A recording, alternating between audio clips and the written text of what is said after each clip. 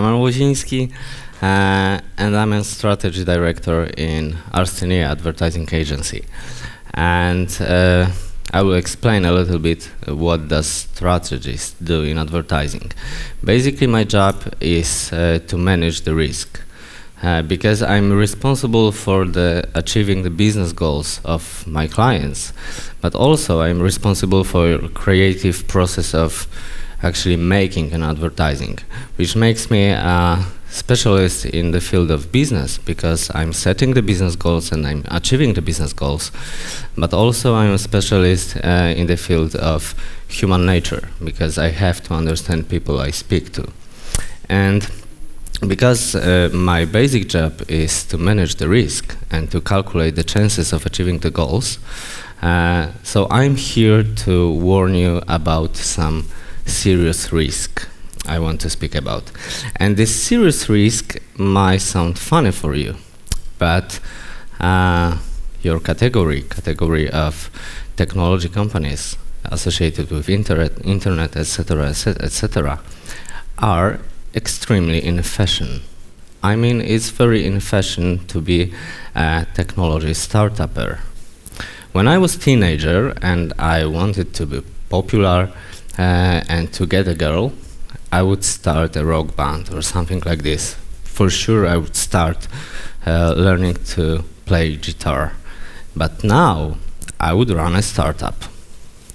And now I would run a blog to write about my startup, and I would attend on the business conferences. And from those three things, actually running a business is the less important thing.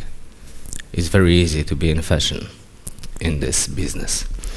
So why it's a risk and why I want to speak about it? Well, the clicker doesn't work. Okay. This is a very simple, but also the difficult idea.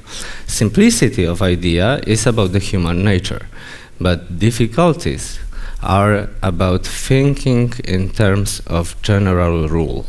I gave this speech like 2 weeks ago on TEDx Torun, and after the speech, some people approached me and said, "Wow, Roman, it's an amazing idea and very general rule, it's really great, but I'm the exception." And few people came to me and said, "Again, it's a great rule, great idea, but I'm the exception." So I changed this presentation a little bit, and I put a little effort to explain you why you are not an exception about this rule. So, because science is a good thing, because if you like it or not, it's truth. And in science, to calculate what is the truth or what is the rule or exception, we use mathematics and statistics. So I know what people think about statistics, that statistics is a lie. But in good hands, it helps us to say what is the truth or what not. And from my perspective, people say that statistics is a lie when the general rule represented by data doesn't fit them and doesn't fit their beliefs. Because we have a lot of beliefs about our nature, and some are right and most are wrong. And I want to speak about our nature, which is actually very uncomfortable for us. So, what you see here is a standard distribution of data. It's a very useful tool in statistics.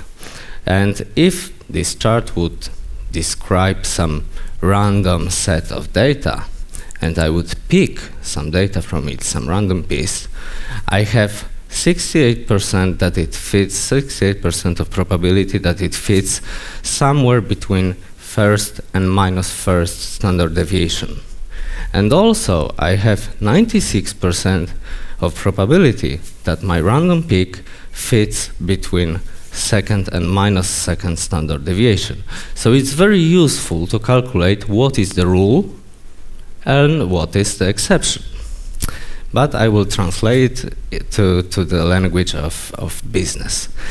How many of you read something or listen to the talks of Steve Jobs or something about Apple and get inspired by it?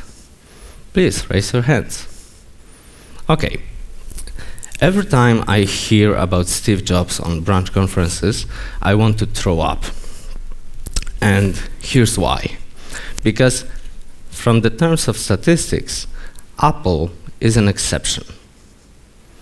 99.9999 are not Apple.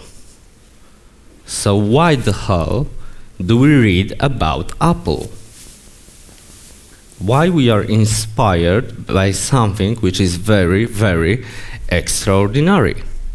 Why don't we read the books written by Polish startuppers who failed 10 times, which is the common thing and common knowledge? The reason is that we are inspired by success, and the success in our terms is a very extraordinary thing. So here's the thing. We set very extraordinary goals. So how do we know that we are able to achieve those goals if they are extraordinary? Well, here's the funny thing. You can easily judge if someone is talented, or if someone is able to do something, or is intelligent, even if you didn't see any test results. So how do you do that? There was a psychologist named Fritz Heider in the beginning of previous century who investigated these matters called in psychology attribution.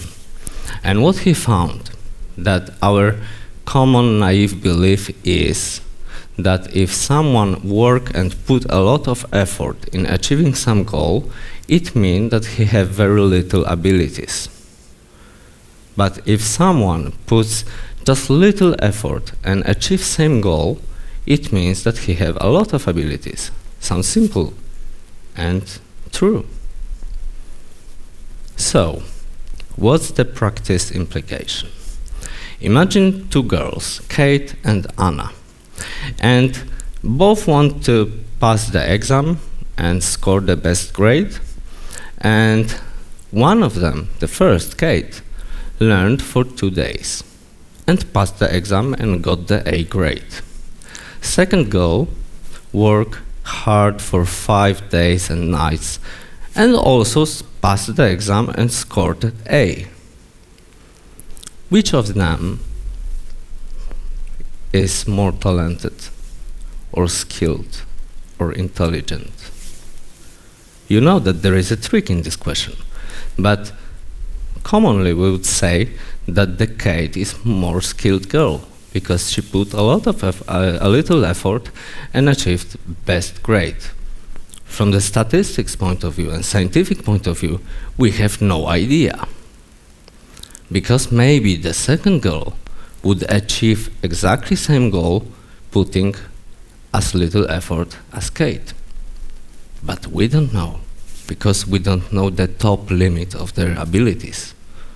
We know that they reached some kind of minimum. So the practice implication of this rule is that we believe that if someone easily gets and achieves the goals, that he's able to do much more, that have extraordinary ability. So if we want to look very smart, and if we want to look like a guy who can achieve anything, what we have to do? Work hard or work a little?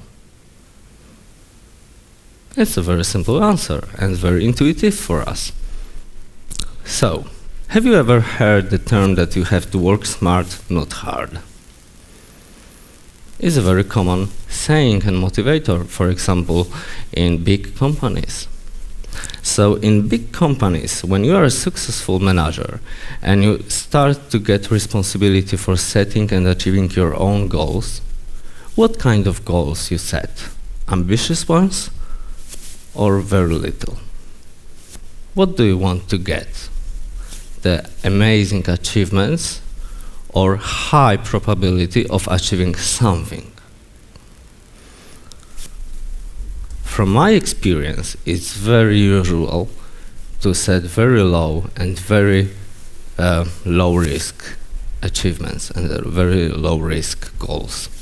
So if you want to achieve something which is extraordinary, you have to work very hard, extremely hard, near your limits, because you want to maximize the probability of achieving something. So implication of this rule is very, very simple. You have to answer one simple question. Do you want to look like a man of success, or you want to be a man of success? And most of you, of course, would choose the second one. But then this presentation wouldn't be funny. And maybe I'm not looking like, but I'm a funny guy. So here's the second proof of my argumentation. When you set the goals in sport, not in business, then you face your truly ability, because you, for example, run as fast as you can. So you get information and feedback from your results, how good you are. And it might hurt, because if you want to be the first, second, or third in a run, you have to be extraordinary. And there is no way you would not get feedback. In business, some other things count. In business, we have to look like someone who has amazing perspectives, so people would invest, give us new goals, new responsibilities, place on a parking lot, etc., etc. That's what we are usually fighting for. But as I said, it's kind of general rule. So this distribution illustrates the common ability. That's what I mean by common. And the second one, the common goals. So which strategy is better? If our goals are much above our suspected ability, we have to work as hard we can to achieve it? Of course. And it's very high risk strategy, because extraordinary goals mean extremely high risk. Okay, but let's follow. Try to answer this question. What's the IQ of the ordinary person? Do you have an idea? 100, 110? Yeah? That's the average person IQ? In terms I described before, the 98 probability is that IQ of the average person is somewhere between 70 and 130. That's what I mean by common and by average. But George Carlin said once, try to close your eyes and imagine the average person. Please do. Close your eyes and imagine the average person.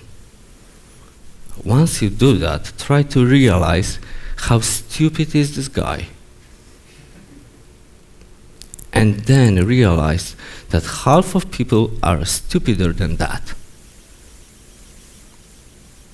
Surprising thing, isn't that? Because in terms of statistics, I just insulted half of this place, and half of you. And one felt insulted? No, because we don't think that we are an average person. And we feel that we are extraordinary in terms of our intelligence, creativity, ability, ambition, etc., etc. We feel that we are a bit above the average. So who said the average? If not us. So it's a common thing that we overestimate our abilities. So it's a common thing that we want to protect this image, because it's really strongly associated with our ego. So, what are the implications? Failures make us look stupid, Because the successful guy have more successes than failures, less failures than others, and the others are 99% of people. So we have to look extraordinary, and to achieve this goal, we never can put maximum of effort, because then we get the true and real feedback about our abilities. If we will leave the margin of effort that we didn't put in, then we always can say, if I would try harder, I would achieve it. Have you ever heard the term that someone is lazy but have amazing abilities? That's the best way to kill someone's motivation. Because since he or she heard that, she will never put the maximum effort. Because she would want, or he would want, to sustain this image of extremely talented and skilled person. So, as I said before, I work in advertising. And in advertising, failures are the common thing. Did you ever had the situation that you had an amazing idea, something really great to do, some idea that really made you feel like you have wings or something? Have you ever felt this? We have to do this because it's amazing and it will be great to finish it. I have it few times a day, and I finish it once or 2 times a year. That's my job, and that's what I'm paid for. And funny thing is that in my industry, there are a lot of extremely talented, extremely creative, and extremely egocentric people. And how the hell those people who want to look smart, who want to look creative and talented, face so many failures? Well, my answer is about belief. Because there was a second psychologist, Viktor Frankl. And Viktor Frankl spent whole World War II on Auschwitz, in concentrating camp. And as you know, it was a nightmare. And here he realized and he noticed some really dramatic rule, that most of people dreamed about living to the Christmas. Because most of people believed that till Christmas they will be free and they will spend Christmas with their families in their homes as a free people. And those people lived to the Christmas. But when the Christmas came and they were still in concentrating camp, they started dying. They lost the will because they lost the faith of coming back home. So what Viktor Frankl said is that our belief in something, that something we do, even if it's extremely hard, can really make us able to face really dramatic and traumatic things, like failures, over and over daily. But I will let him speak in his own words. They wish to make a lot of money. In Europe, every American student, even more every American adult, is regarded as someone who is just out to make a lot of money. Really, 16% of these students regarded their main goal and concern in life to make a lot of money. I'm quoting literally, make a lot of money. And you know what the top class, the top category, we say category, what do you say? Category was among, excuse me, but I know I am speaking a marvelous accent without the slightest English. Now,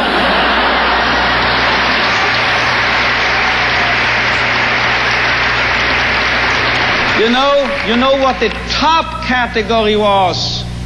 78% of these American youngsters were concerned, as they expressed it themselves, with finding a meaning and purpose in their lives. So this is a realistic view on man. And you know, you won't believe it, gray hair, my age, I started taking flying lessons recently. Do you know what my flying instructor told me?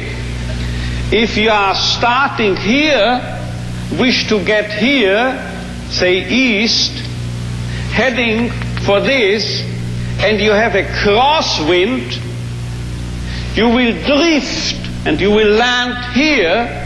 So you have to do what we pilots call crabbing, he told me, C-R-A-B, crabbing. You have to head for north of this airfield, and you have to fly that way, you see, as if you headed in this direction. If you are heading here above this airfield, then you will actually land here. But if you head for here, you are landing here. This holds also for man, I would say. If we take man as he really is, we make him worse. But if we overestimate him,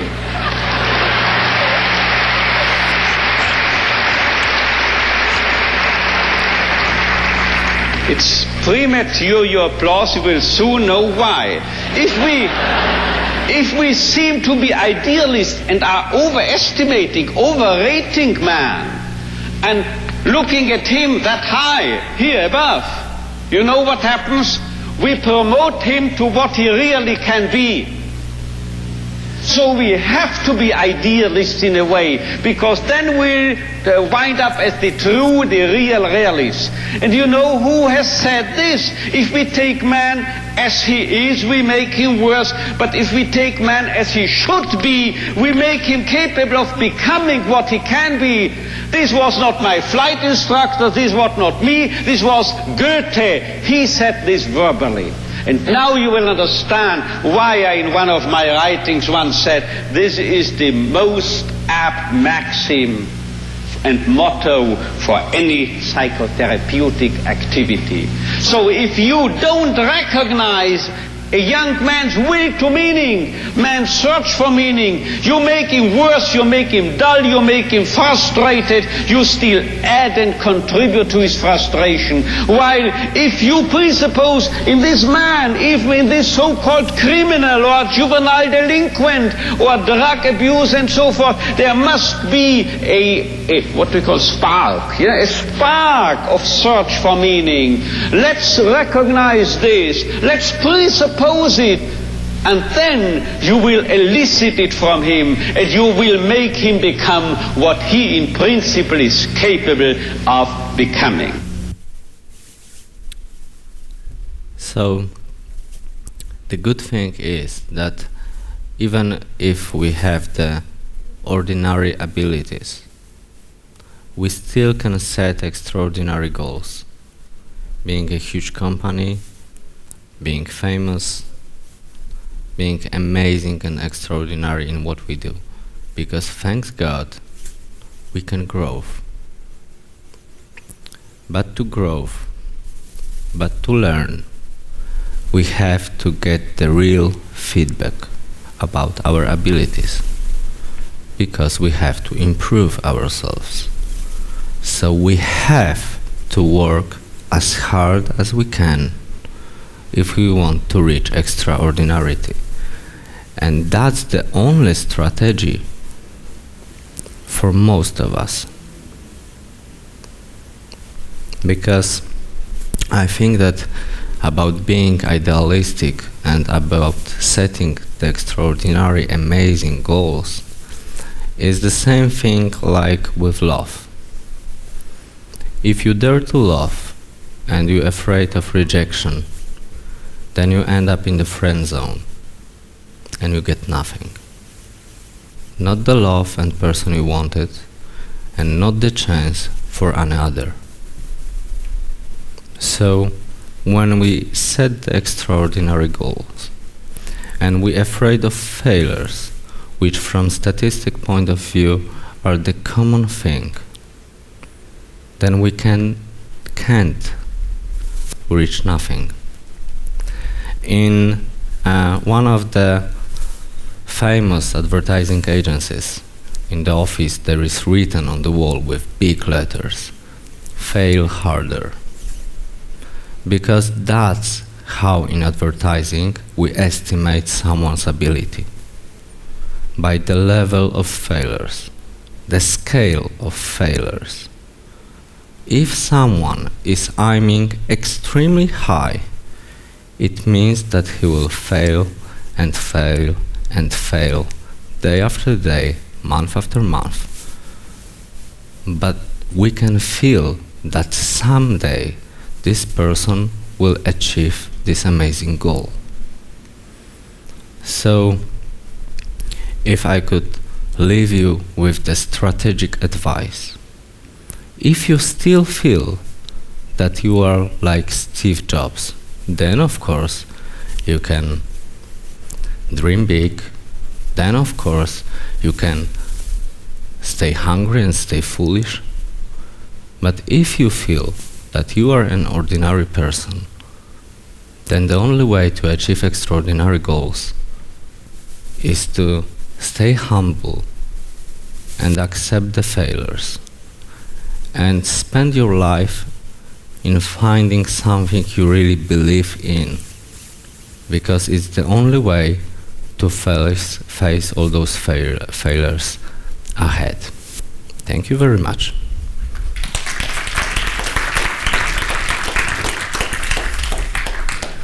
Any questions? Yeah. I didn't promise you that Roman will be the most expressive guy this afternoon, and I kept my promise. I promised you that it will be inspiring, and I'm sure it was. Do you agree? Yeah, there is a question. Wow! Ladies and gentlemen. Yes, please. Okay, so the question is, what's your biggest failure, and what knowledge or some experience do you get from it? Okay, my failure. I've done in my career, I believe that about 100 campaigns, and there are only 2 I'm proud of. That's my biggest failure. And what I learned is that I'm not extraordinary. And I really strongly believe that I'm extra intelligent, that I'm extra creative, but the facts are that I'm not. And I have to learn a lot and work very, very hard to achieve my goals, which are doing the best advertising in the world. That's something I believe in. Thank you. More questions? Okay, so would you tell us about these 2 great campaigns, great ads? Because it's interesting, if only 2 of them was worth talking about, please do. Okay, the first campaign was the promotion of City Łódź, and when I got the brief, our task was to introduce Łódź as a great city to live. Because Łódź kreuje, Łódź creates, that was the claim we had to use. And it was really against my beliefs, because as you know, Łódź is a dead city as a Detroit. It was industry city, and this industry died. So I spent a lot of time in searching for the truth in the claim that Łódź creates. And then I realized that actually the fact that Łódź is almost dead is the best way to say that Łódź creates. Because, as you know, from the communism times, we had the best comedies when there was nothing to laugh about. So we create a campaign about dying city when there are a lot of people who do as much as they can to keep it living. And that's the true in the claim Łódź creates. And my success was that I met a lot of people from Łódź who were really proud about this campaign and said, that's the truth about our city. So it was my biggest success in my career. Okay. More questions? If not, Okay. please. Thank you. Thank you, Roman.